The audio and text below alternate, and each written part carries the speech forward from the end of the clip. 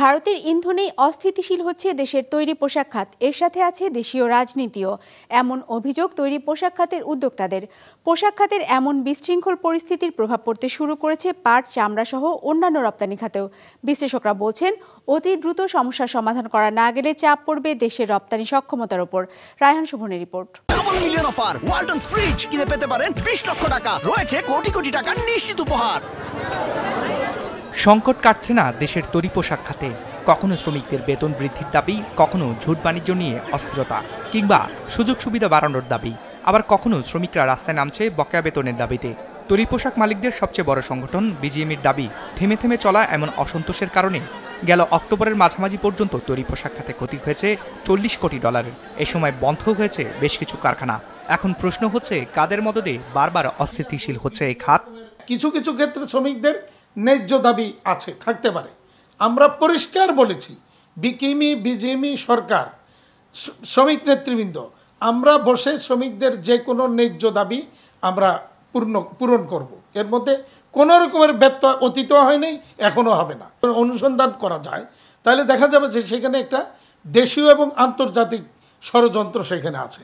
ষড়যন্ত্রের উদ্দেশ্য কি সেটা না বোঝার কোনো কারণ নাই। বাংলাদেশে যদি অসন্তোষ তৈরি করে রাখা যায়, একসময় যেমন শ্রীলঙ্কায় অসন্তোষ ছিল বলে বাংলাদেশে এই সেক্টরটা আসছে, আবারও যদি বাংলাদেশে সেটা করা যায়, তাহলে এখন শ্রীলঙ্কা আর এখন অসন্তোষ নাই। ইন্ডিয়াতে নানা রকমের সুযোগ সুবিধা দিয়া গার্মেন্টস সেক্টর ওখানে নানাভাবে সরকার চেষ্টা করতেছে সেখানে বাইরেদেরকে নিতে। তাহলে কি হবে? তাহলে বাংলাদেশে যদি অসন্তোষ থাকে, তাহলে বাইরে যাবে কোথায়? এটা খুব সহজেই অনুমেয়। তো তাহলে পরিকল্পনাটা বা এর পিছনে কারা কি কাজ করছে সেটা না বোঝার কোনো কারণ নাই। শুধু পোশাক খাত নয়, অস্থিতিশীলতার কারণে সংকটে পড়েছে পাট ও পাটজাত পণ্য রপ্তানিকারকরাও, যাদের দাবি পোশাক খাতের শ্রমিক অসন্তোষের কারণে পাট খাতের অন্তত 15 থেকে 20% ক্রয়াদেশ চলে গেছে প্রতিযোগী দেশগুলোতে। দ্রুত সময়ের মধ্যে অসন্তোষের সমাধান না করা গেলে ক্ষতির পরিমাণ আরও বাড়তে পারে।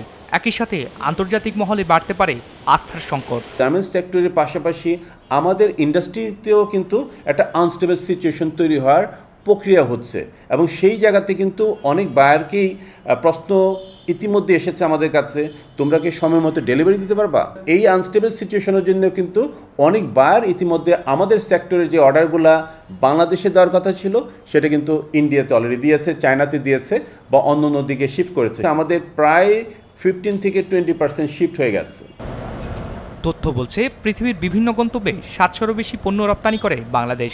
এসব পণ্য রপ্তানির সিংহভাগ বা 80%-এর বেশি আসে তৈরি পোশাক খাত থেকে।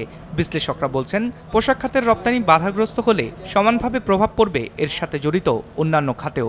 এই অস্থিরতার ফলে হয়তো গার্মেন্ট ইন্ডাস্ট্রি সরাসরি যদি $1 বিলিয়ন ক্ষতিগ্রস্ত হয়, এর আশেপাশে যেসব আনুষঙ্গিক ইন্ডাস্ট্রিগুলো আছে যারা গার্মেন্ট ইন্ডাস্ট্রির সঙ্গে জড়িত, তাদের কিন্তু ক্ষয়ক্ষতির পরিমাণও কিন্তু অনেকখানি হবে। আমাদেরকে গার্মেন্ট ইন্ডাস্ট্রি, যেটা এখন অনেক বড় এমপ্লয়মেন্টের দিক থেকে, টোটাল তাদের ব্যবসার দিক থেকে, রপ্তানি আয়ের দিক থেকে, সেখানে যদি কোনো অস্থিরতা থাকে, এটার প্রভাব কিন্তু সমগ্র ইকোনমিতে ব্যাপকভাবে দেখা যায়। এইখান থেকে যদি আমরা বের হয়ে না আসতে পারি, তাহলে কিন্তু আমাদের ভবিষ্যতে রপ্তানি সক্ষমতার উপরে কিন্তু চাপ পড়বে।